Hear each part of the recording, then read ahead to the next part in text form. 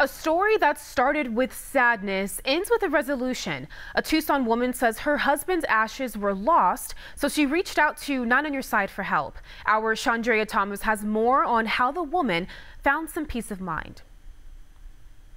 A Tucson woman says she wanted to honor her husband's last wishes, but she ended up dealing with her loss in more ways than she could have ever imagined. He was a very kind person. He would give his shirt off of his back to help anybody. Martha Coronado is still trying to deal with her new reality. Her husband Richard died on April 5th. The 25-year Navy veteran wanted to be buried at sea. You know, he was very proud of everything that the time he served in the military. So the family paid $2,000 for the service and had Martinez Funeral Chapels in Tucson ship the ashes to the Naval Medical Center in San Diego for the burial. The package was mailed out on April 20th, and that's when the problem started. As of June 2nd, the ashes were lost somewhere in San Diego and missing for over 42 days. They were supposed to send them out prior to Express, and they didn't. Martha says this receipt and picture she got from the post office shows the sender spent $20.40 on 2-day priority shipping. But according to post office guidelines,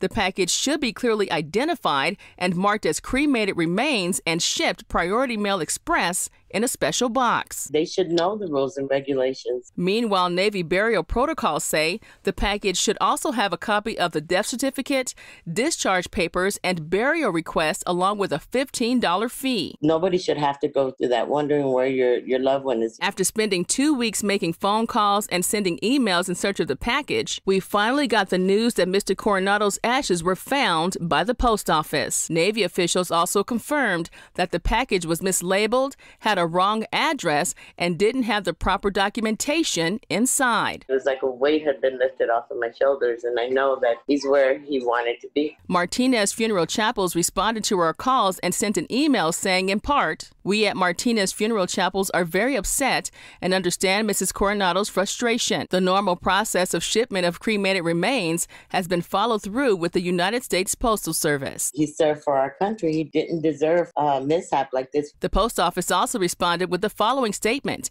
It says, quote, "The Postal Service conducted extensive searches at our mail processing facility and worked with the Navy's representatives at the mail receiving facility in an exhaustive effort to find the package." Now Martha is just glad she has answers and wants to keep the same thing from happening to others in the future. I'm grateful that that there's people out there that care. The wait time for Richard Coronado's burial at sea can take from 12 to 18 months. Chandrea Thomas, KGUN 9 on your side.